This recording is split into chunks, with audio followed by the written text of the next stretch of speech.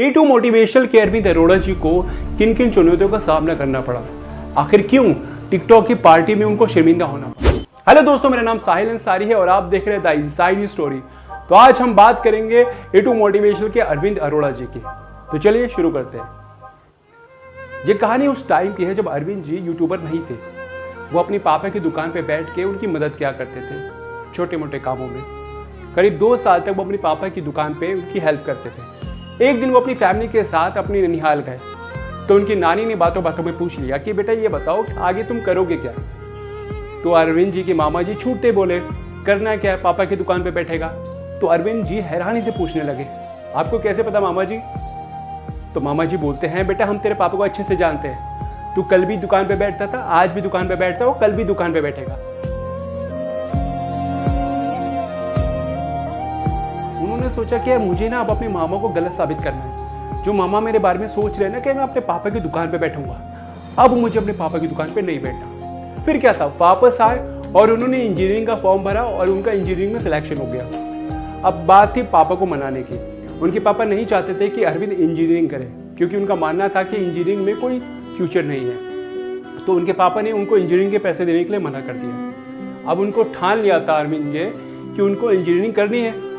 तो उन्होंने बैंक से लोन लिया, एजुकेशन लोन, और अपनी इंजीनियरिंग की पढ़ाई शुरू की। फिर एक वक्त आया कि फर्स्ट ईयर तो उन्होंने इंजीनियरिंग में बहुत अच्छा किया, लेकिन सेकंड ईयर में कहीं वो भटक गए थे अपने पढ़ाई से। तो एक दिन उन्होंने देखा कि एक होटल में एक 40 साल का बेटा अपने माँ बाप के साथ बैठा था। तभी देखा कि काउंटर पर उनकी माँ जो है वो बिल पे कर रही थी। तो उन्होंने सोच लिया कि मुझे ऐसी जिंदगी नहीं जीनी है कि जहाँ पे मैं अपने माँ बाप को होटल में खाना भी ना खिला सकूँ।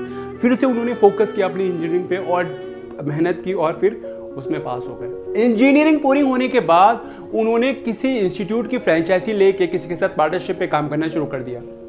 और उस इंस्टीट्यूट में वो इतना अच्छा चलने लगा था, तकरीबन 250 बच्चे उस इंस्टीट्यूट में पढ़ने लगे थे। फिर एक दिन उनके पार्टनर ने बोला कि ऐसा है कि अब इस इंस्टीट्यूट को हम चलाएंगे अरविंद जी, आप जो है पार्टनरशिप हम लोग यहाँ पे ख़त्म कर रहे हैं, तो आप चले जाइए यहाँ से, हम आपको हर महीने कुछ % पैसा भेजते रहेंगे। तो ये उनके लिए एक और झटका था। मतलब जिस इंस्टीट्यूट को उन्होंने अपने बेस पे खड़ा किया, खुद जा जाके कॉलेज में पोस्टर लगाए, इतनी मेहनत से की, और उसके बाद उनको क्या सिला मिला कि पार्टनरशिप तोड़ दी गई। तो ये उनके लिए बहुत बड़ा झटका था। उसके बाद वो गुजरात गए और गुजरात में जाके केमिस्ट्री पढ़ाने लगे। उसके बाद उन्होंने सोचा जो मैं केमिस्ट्री पढ़ाता हूँ क्यों ना मैं उसकी वीडियो रिकॉर्ड करके यूट्यूब पे डालता रहूँ। तो फिर उन्होंने यूट्यूब पे वीडियो डालने शुरू कर दी। करीब 5 से 6 महीने तक उनके सिर्फ 2 से 3 हज़ार सब्सक्राइबर थे, क्योंकि उस समय एंटरटेनमेंट की वीडियो ज़्यादा दिखी जाती थी और एजुकेशन की कम। लेकिन फिर भी उन्होंने हिम्मत नहीं हारी और धीरे धीरे वीडियो डालते गए। उसके बाद 1 लाख सब्सक्राइबर उनके हो गए।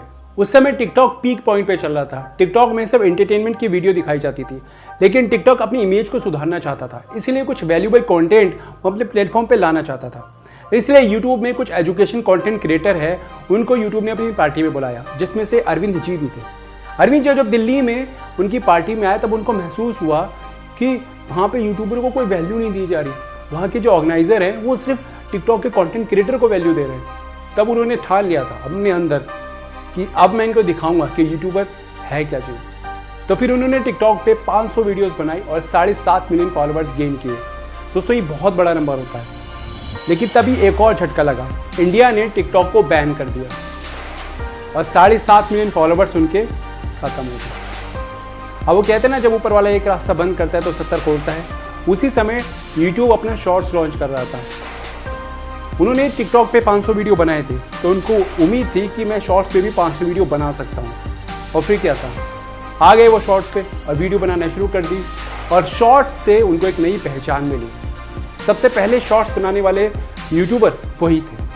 अगर आपको उनकी संघर्ष की कहानी अच्छी लगी हो तो मेरे वीडियोस को लाइक कीजिए और चैनल को सब्सक्राइब कीजिए।